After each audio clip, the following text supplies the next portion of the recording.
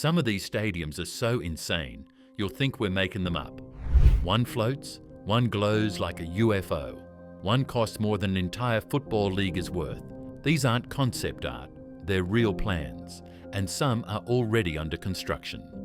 The future of the World Cup isn't just coming, it's arriving with steel, fire, and a whole lot of controversy.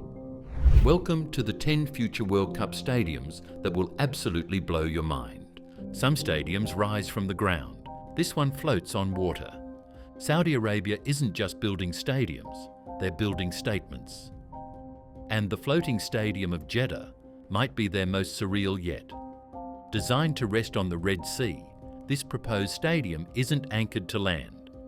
Instead, it's engineered to float, yes, float, on a massive modular platform. Think of it like a luxury cruise ship collided with a spaceship and decided to host a World Cup match.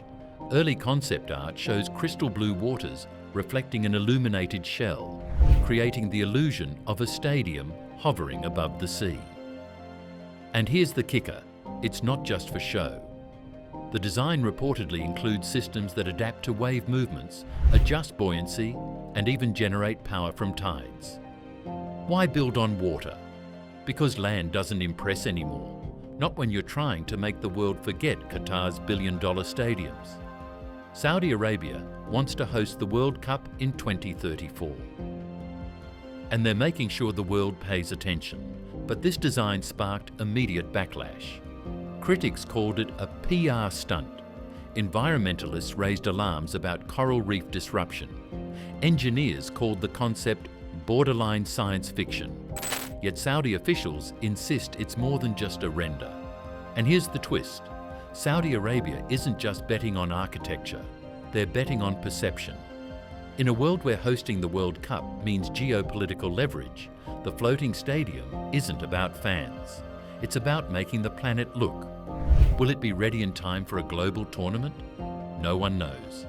But if it floats, and it works, it may become the boldest engineering gamble football has ever seen. Let's move to the next stadium, one that can literally change its shape, depending on the event. Now imagine a stadium that folds, literally. Welcome to Japan's Origami Stadium, a radical new concept blending ancient art with cutting-edge engineering. This isn't just an architectural gimmick, it's a functional stadium that changes shape like a living machine. Inspired by traditional origami, this structure can reconfigure its form based on the event. Hosting a football match? It expands into a full bowl. Need a concert venue? It compresses, shifting acoustics and opening up visual lines. Holding a local event? Shrink it down and close off upper tiers to conserve energy and atmosphere. The walls? Foldable panels. The roof? A mechanical canopy that slides, bends, and locks with silent precision. It's not some futuristic fantasy. Japanese engineers have already built a scaled working prototype that proves the mechanics are viable and shockingly elegant. But why go through all this trouble? Because Japan doesn't have land to waste. And as urban centers densify, multi-use flexibility isn't a luxury. It's a survival tactic. Why build 10 venues when one can transform into all of them? The real genius? Zero downtime. Traditional stadiums take days to convert between events. Japan's origami system aims to do it in hours, all driven by AI-powered automation. It's architecture that moves, thinks, and adapts. The environmental upside is equally mind-blowing. The stadium's modular skin is made of lightweight recycled composites, engineered to flex without degrading. Cooling systems are embedded into the folds. Lighting is powered by solar threads woven into the outer structure. So yes, even the sun folds into the design. Still, not everyone's convinced. Skeptics say too many moving parts means too much can go wrong. One critic even called it a Rubik's Cube with a million fans inside. But Japanese officials are betting on precision. And if there's one country that can make micro-engineering dreams come true, it's Japan. And here's the kicker. Japan has already pitched this stadium as a possible centerpiece for a future World Cup or Olympic bid. If it's approved, we could be looking at the world's first truly transformable arena, capable of reshaping global sports infrastructure forever. Next up, a stadium so massive it doubles as a residential city block, and it's being built in a country you'd never expect. You wouldn't expect the next great football megastadium to rise from the sands of the Sahara. But that's exactly what's happening. Egypt's capital stadium, under construction as part of the country's new administrative capital, is an architectural power move meant to showcase Egypt as a 21st century sports leader. With a 93,000-seat capacity, it's not just one of the largest stadiums in the world. It's the largest ever built in Africa. The design? A blend of pharaonic geometry and brutal modernism. Massive stone-like tiers inspired by ancient temples, but fused with LED-wrapped facades, sharp lines, and swooping curves that reflect heat like desert mirages. But here's where it gets wild. The stadium sits in a city that didn't even exist a decade ago. Egypt is building the entire surrounding area from scratch. Ministries, roads, hotels, shopping districts, just to host global events. Think of it as Doha 2.0, but in the land of the pyramids. And they're not stopping with just football. The capital stadium will anchor a complete Olympic-style sports district with arenas for track, aquatic sports, and tennis. They want the World Cup. They want the Olympics. They want to change the narrative of African infrastructure forever. But ambition comes at a price. The stadium's timeline has already been delayed multiple times. Satellite images show incomplete structural work, and critics question whether the government's fast-track strategy is sustainable in a country grappling with economic strain. Detractors say it's vanity wrapped in limestone, built to impress but hard to maintain.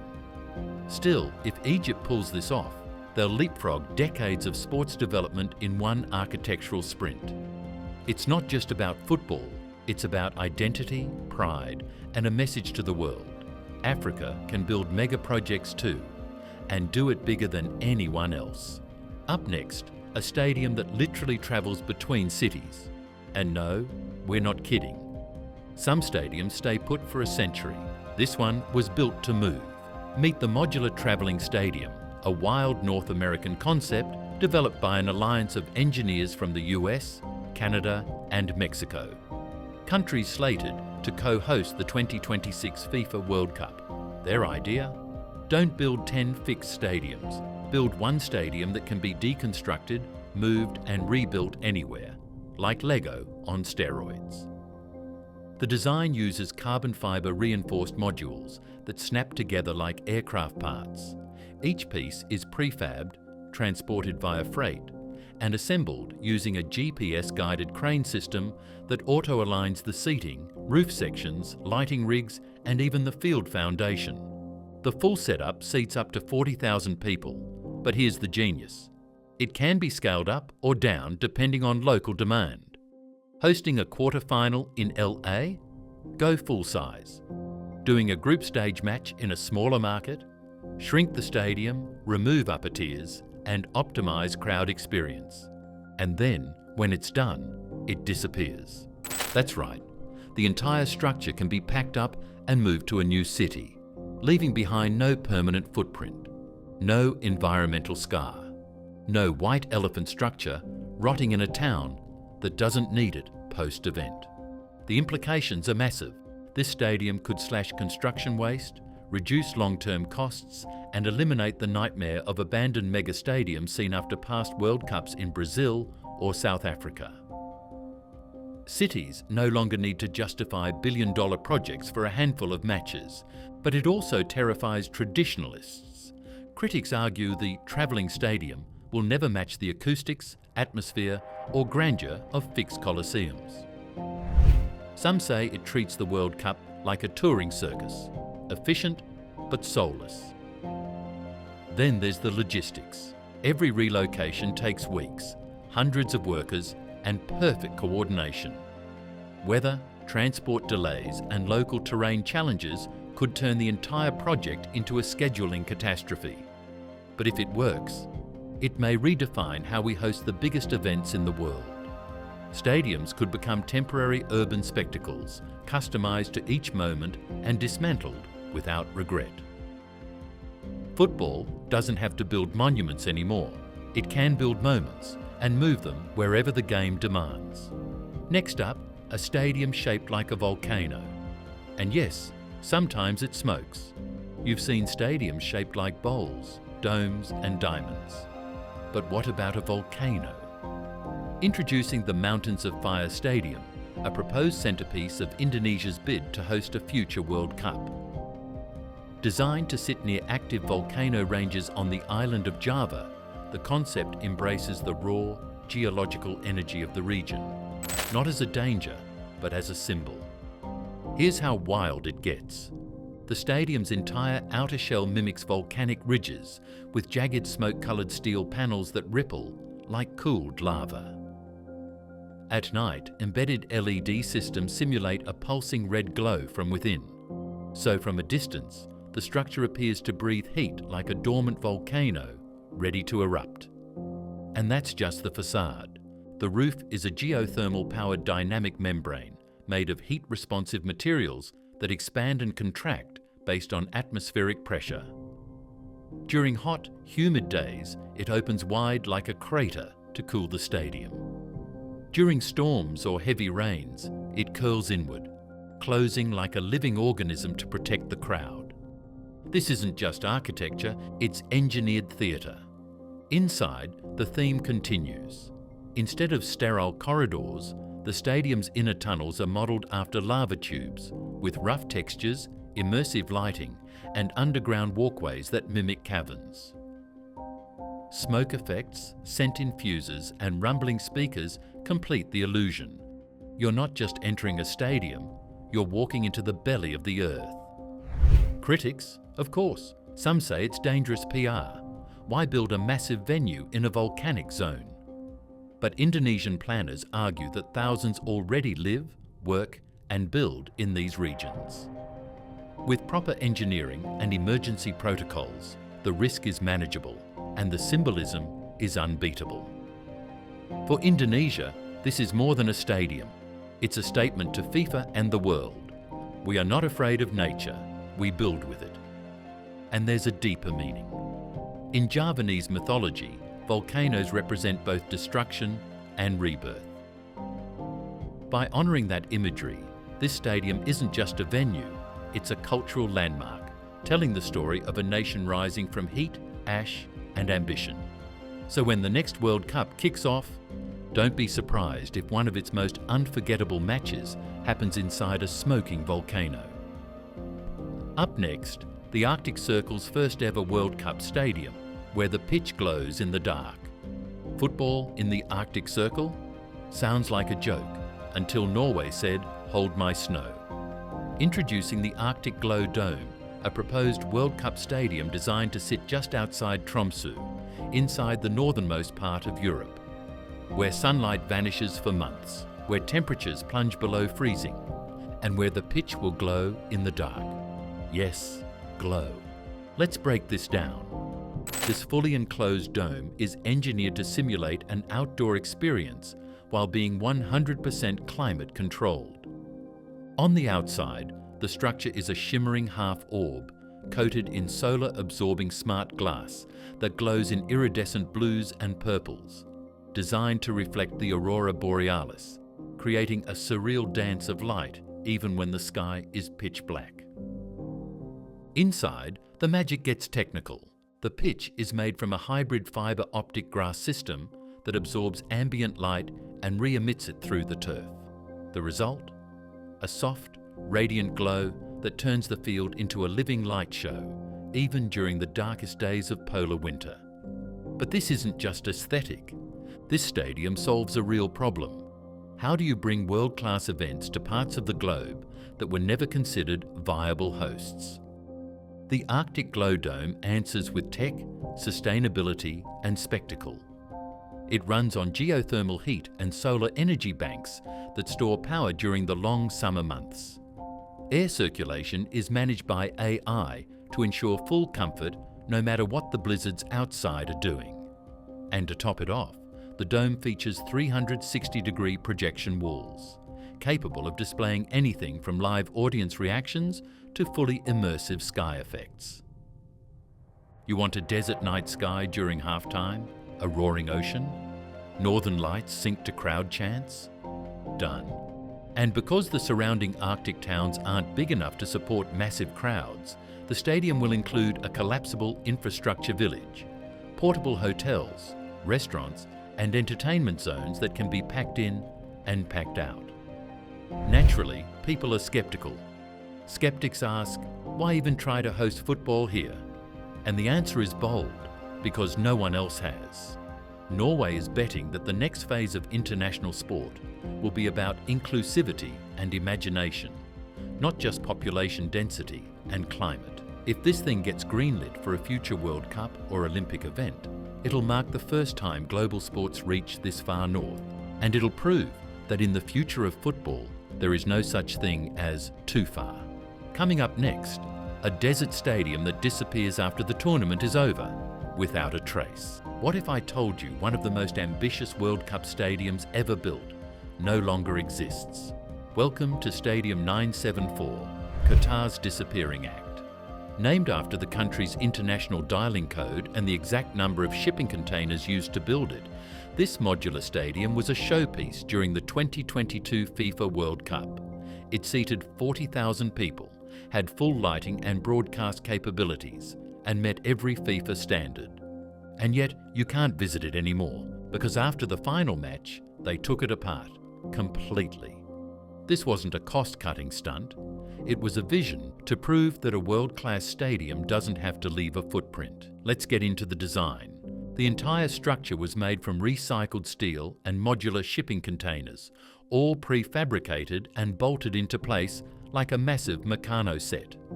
Each component was numbered, tracked, and designed to be removed without demolition. That meant no waste, no bulldozers, no rotting structure left behind. Within 6 months of the tournament ending, Stadium 974 was gone, dismantled, packed, stored. But here's the twist. Qatar never said it would disappear forever. The plan is to rebuild it somewhere else, maybe in a developing nation that can't afford to build one from scratch. It's a portable legacy.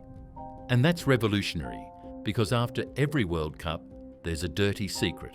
Massive stadiums that fall into ruin. Brazil's white elephants, South Africa's ghost arenas. Even parts of Russia's World Cup infrastructure are decaying. Qatar looked at that and asked, what if the stadium didn't just serve the host nation, but became a gift to the next? Of course, there were critics. Some argued the materials used lacked long-term durability. Others said the design lacked soul. And yes, some questioned whether it was just a flashy way to distract from deeper issues. But the principle remains: zero waste, maximum flexibility, global reuse. In a world chasing sustainability, Stadium 974 might be less of an outlier and more of a blueprint. Imagine a future where World Cup stadiums aren't built and abandoned, but passed from country to country, like a torch. Coming up, a stadium so advanced, it was designed by AI, and it's already under construction. What happens when you let an AI design a stadium? You get China's Smart Bowl, a stadium that doesn't just look futuristic, it thinks like it's from the future. Currently under construction in Chengdu, this 60,000-seat stadium is the first major sports venue in history to have its entire architecture, layout, and systems optimized by artificial intelligence. From the airflow in the bathrooms to the solar alignment of the roof panels, nearly every element was processed, tested, and refined through millions of AI simulations. The result? A structure with no unnecessary angles, no wasted materials, and no outdated mechanics. Everything is curved, flowing, and intentional, like it was sculpted by a digital god of efficiency. But it's not just about looks. The Smart Bowl is wired with over 20,000 sensors, feeding real-time data to a central AI brain that adjusts ventilation, lighting, crowd flow, security, and even ticket prices on the fly. If one section gets too hot, the airflow shifts. If fans start queuing too long for food, mobile vendors are rerouted automatically. It's like the stadium knows what you want before you do. Even the seats are smart. They adjust heat based on body temperature. They vibrate during goals. And yes, they order snacks via QR code directly to your row. But here's what makes it truly terrifying, or thrilling, depending on how you see it. This AI doesn't just manage the stadium, it learns. Every game, every fan, every hiccup. The next time an event is held, the system adapts, evolves, and does it better. Critics have called it dystopian. Some say it's overkill, that fans don't need a stadium with facial recognition, thermal mapping, and mood-based lighting. Others warn about privacy, data harvesting, and over-automation. But China's developers argue this isn't about control. It's about creating the most efficient, immersive, and safe sporting experience in the world. And here's the kicker. If the AI decides something isn't working, it suggests a structural change. That's right. The stadium is built with adjustable panels and modular wings, so the building itself can be redesigned by machine without a human architect ever touching it. We're not just talking about smart homes anymore. We're talking about self-evolving sports infrastructure, a stadium that upgrades itself after every event.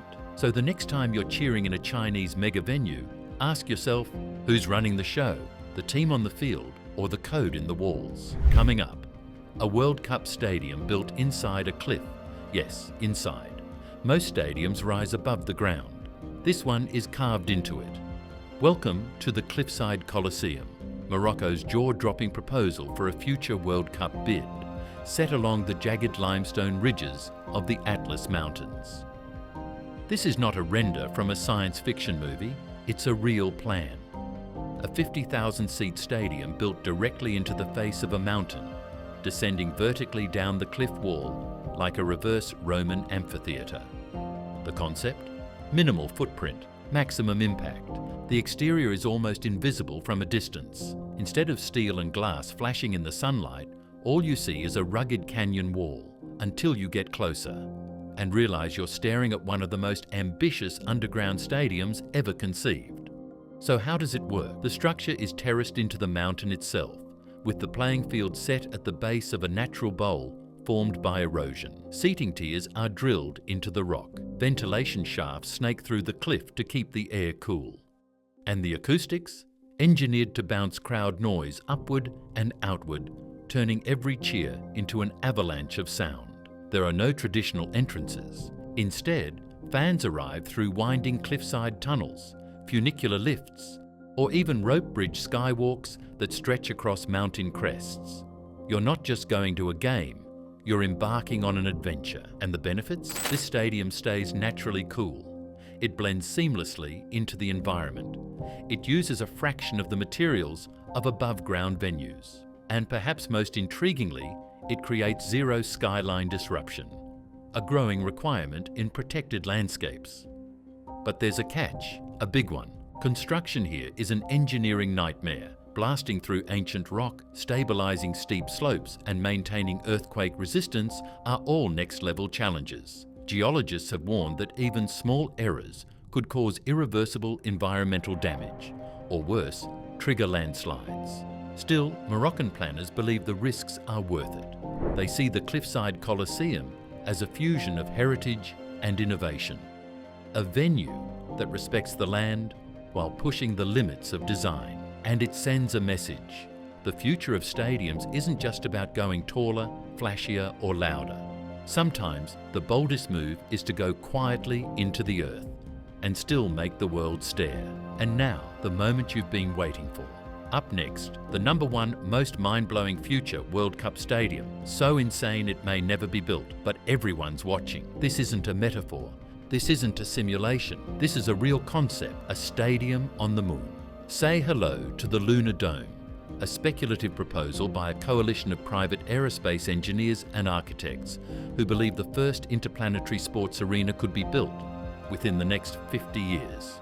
That's right, a stadium designed to host zero-gravity football matches inside a pressurized lunar shell, complete with live Earth broadcasts, artificial gravity fields, and stands overlooking the dark side of the moon. Sounds like science fiction? It is, but not entirely. Let's break down what's real. Companies like SpaceX, Blue Origin, and Icon are already testing 3D printed moon structures using regolith, lunar dust. NASA has funded multiple studies on building sustainable bases using local materials, minimizing the need to haul supplies from Earth. The lunar dome concept builds on this. A massive inflatable membrane covered with lunar soil for protection against radiation and micrometeorites. Inside, a pressurized climate-controlled field floating under low gravity. The pitch would be slightly smaller, the ball lighter, and the rules? Modified for lunar physics. Picture this. Players leaping 6 meters high, the ball floating in slow motion toward a glowing net. Crowds cheering, not from lunar stands, but via live VR feeds on Earth, sitting in real-time motion chairs that mimic the lunar environment. The dome itself would be powered by solar fields spanning miles, with life support systems borrowed from Martian habitat designs. Entry and exit would be through airlocks. And because it's space, the entire structure has to flex and adapt with temperature swings of hundreds of degrees. Why build it? Because eventually, we won't be watching football only on Earth. This isn't about commercial viability today, it's about vision. A signal to future generations that sport doesn't end at the edge of our atmosphere. It travels with us, wherever humanity goes. Of course, skeptics call it absurd. Some say it's a billionaire fever dream. Others argue we should solve problems here first. But then again, so was space travel, so were satellites, so was live streaming from space. And now we do all of those things daily. So maybe, just maybe, 100 years from now, a World Cup final could be played beneath a glowing dome, with Earth itself rising in the background. Until then, we watch, we imagine, and we build the future, one impossible stadium at a time. So, which of these stadiums blew your mind the most? Was it the one that floats, the one that folds, or the one that might one day orbit the moon? One thing's clear. Stadiums are no longer just places we watch the game. They're symbols of power, progress, and imagination, each one rewriting the future of sport, architecture, and even civilization itself. But here's the real question. If this is what the next stadiums look like, what happens when they're no longer built for humans at all? That's a story for another time.